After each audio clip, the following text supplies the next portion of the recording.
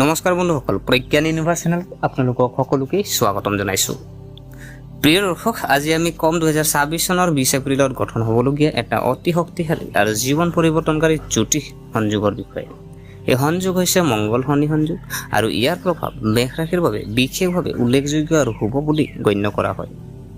বন্ধুসকল, বৈদিক জ্যোতিষত যেতিয়া দুটা শক্তিশালী গ্ৰহ একত্ৰিত হয় তেতিয়া ইয়াৰ প্ৰভাৱ গভীৰ হয়, আৰু মংগল আৰু শনিৰ দৰে প্ৰভাৱশালী গ্ৰহৰ কথা আহিলে ইয়াৰ প্ৰভাৱ আৰু বেছি।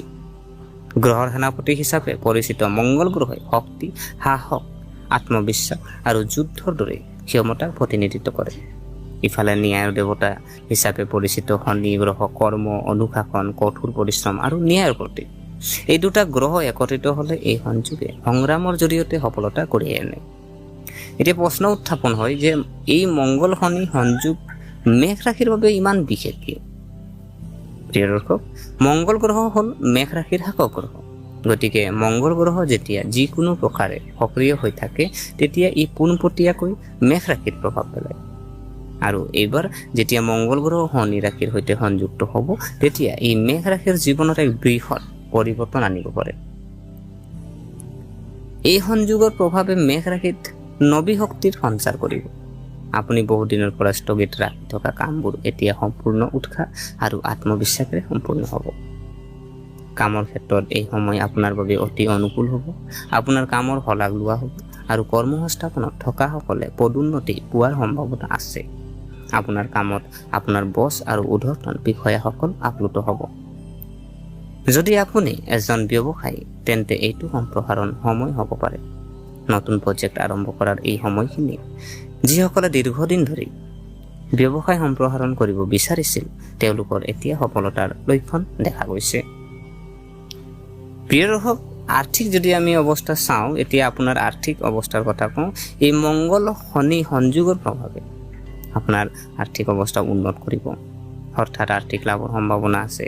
বিশেষকৈ যদি আপুনি ক'ৰবাত বিনিয়োগ কৰিছে তেন্তে তাৰ পৰা ভাল ৰিটাৰ্ণ পাব পাৰে। পূৰ্বপুৰুষৰ সম্পত্তিৰ পৰাও লাভৰ ইংগিত পোৱা যায়। যদি সম্পত্তিৰ বিবাদ চলি আছে তেন্তে এইটোতো আপুনি সফলতা পাব পাৰে। এতিয়া পাৰিবাৰিক জীৱনৰ কথা কওঁ। এই সময়ছোৱাত পৰিয়ালত শান্তি আৰু সুখৰ সৃষ্টি হ'ব। ঘৰৰ বয়োজ্যেষ্ঠসকলৰ আশীৰ্বাদ লাভ কৰিব, কিন্তু শনি গ্ৰহৰ উপস্থিতিৰ বাবে কিছু ধৈৰ্য বজাই ৰাখিব লাগিব, কিয়নো কেতিয়াবা সৰু সৰু কথাক লৈ উত্তেজনাৰ সৃষ্টি হ'ব পাৰে। কিন্তু বুদ্ধিমানৰ কাম কৰিলে প্ৰতিটো পৰিস্থিতি সহজে চম্ভালিব পাৰিব। প্ৰেম জীৱনৰ ক্ষেত্ৰত যদি চাওঁ, এই সময়খিনি আপোনাৰ বাবে মিহলি হ'ব পাৰে। এফালে সম্পৰ্ক গভীৰ হ'ব যদিও আনফালে ভুল বুজাবুজিৰ সম্ভাৱনা আছে। গতিকে যোগাযোগ বজাই ৰখাটো অতি গুৰুত্বপূৰ্ণ। আৰু স্বাস্থ্যৰ দিশ যদি আমি চাওঁ, এতিয়া স্বাস্থ্যৰ কথা কওঁ, মংগল গ্ৰহ শক্তিৰ কাৰক। যিহেতু মংগল গ্ৰহ হ'ল আপোনাৰ শক্তিৰ কাৰক আৰু শনি ধৈৰ্য আৰু স্থিৰতাৰ কাৰক। গতিকে এই সময়ছোৱাত আপুনি আপোনাৰ শক্তিক সঠিক দিশত যদি নিয়ে তেতিয়াহ'লে আপুনি সঠিক দিশত নিব লাগিব আৰু অত্যধিক খং বা খৰখেদা নকৰিব, কিয়নো ইয়াৰ ফলত আপোনাৰ স্বাস্থ্যৰ ওপৰত প্ৰভাৱ পৰিব পাৰে। ব্যায়াম আৰু যোগাসনক আপোনাৰ দৈনন্দিন জীৱনত অন্তৰ্ভুক্ত কৰক। ইয়াৰ দ্বাৰা আপুনি শাৰীৰিক আৰু মানসিক দুয়োটা দিশতে উপকৃত হ'ব। এতিয়া এই যুগৰ কিছুমান বিশেষ প্ৰতিকাৰৰ বিষয়ে আলোচনা কৰা যাওক, যিয়ে ইয়াৰ শুভ প্ৰভাৱ আৰু অধিক বৃদ্ধি কৰিব পাৰে। প্ৰথমটো যদি চাওঁ প্ৰথমটো প্ৰতিকাৰ হৈছে আপোনাৰ মংগলবাৰে ভগৱান হনুমানক পূজা কৰক, হনুমান চলিচা পাঠ কৰক। ইয়াৰ ফলত মংগল গ্ৰহ শক্তিশালী হ'ব।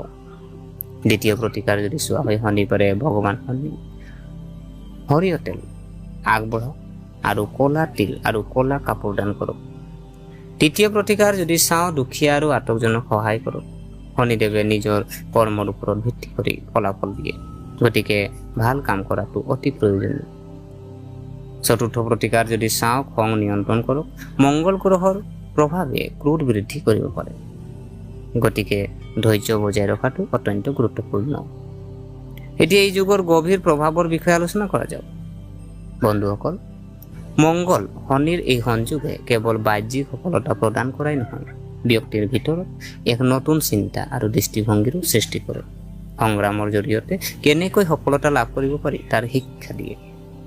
এই সময়ে আপোনাক শিকাব জীৱনত অনুশাসন আৰু কঠোৰ পৰিশ্ৰমৰ গুৰুত্ব। এই সময়খিনি বুদ্ধিমান ৰূপে ব্যৱহাৰ কৰা সকলে ভৱিষ্যতে ডাঙৰ সফলতা লাভ কৰিব পাৰে। এতিয়া অৱশেষত এটা গুৰুত্বপূৰ্ণ কথা, প্ৰতিটো গ্ৰহৰ সংযোগৰ প্ৰভাৱ ব্যক্তিজনৰ ৰাশিফলৰ ওপৰত নিৰ্ভৰ কৰে। সকলোৱে একেধৰণৰ ফলাফল অনুভৱ কৰিব, কিন্তু যদি আপোনাৰ ৰাশি মেঘ ৰাশি হয় তেন্তে এই সময় আপোনাৰ বাবে অতি শুভ পৰিৱৰ্তনশীল বুলি প্ৰমাণিত হ'ব পাৰে।